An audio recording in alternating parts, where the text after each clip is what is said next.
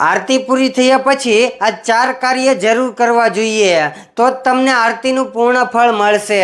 जो तमे ईच्छता होय के तमारी पूजानुं पूरेपूरुं फळ तमने अने तमारा परिवारने मळे तो आगामी समयथी आरती पूर्ण थया पछी आ वातोनुं खास ध्यान राखजो।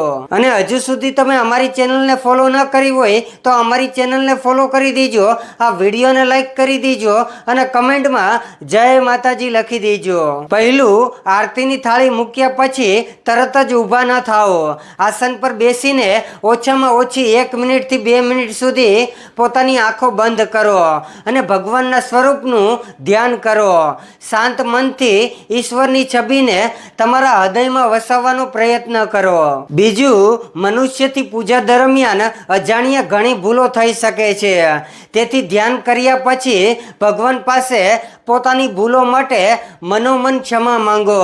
ત્યાર પછી તમારા પરિવાર, સમાજ અને આખા વિશ્વના કલ્યાણ માટે, સુખ સમૃદ્ધિ માટે પ્રાર્થના કરો। ત્રીજું, આરતી પછી ભગવાનને ધરાવેલો ભોગ પ્રસાદ બની જાય છે। આ પ્રસાદને પૂરા સન્માન અને શ્રદ્ધા સાથે પોતાએ ગ્રહણ કરવો જોઈએ અને પોતાના પરિવારને વહેંચવો જોઈએ।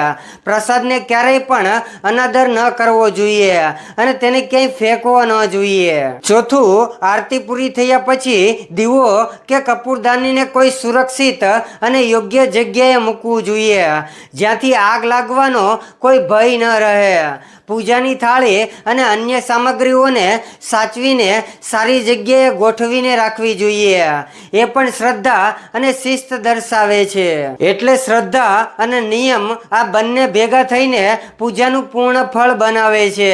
આપણા સનાતન ધર્મમાં માત્ર પૂજાની શરૂઆત કરવી કે મંત્ર વાંચી લેવા એટલું જ નથી, પરંતુ એવું પણ માનવામાં આવે છે કે કોઈ પણ ધાર્મિક કાર્યને સાચી વિધિ, મર્યાદા અને અતૂટ શ્રદ્ધા સાથે શાંતિપૂર્ણક કરવું જોઈએ। દુનિયાની ભાગદોડ પોતાની જગ્યાએ છે, પરંતુ જ્યારે તમે ભગવાનની પાસે બેસો છો ત્યારે તે સમયની ચિંતા છોડી દો।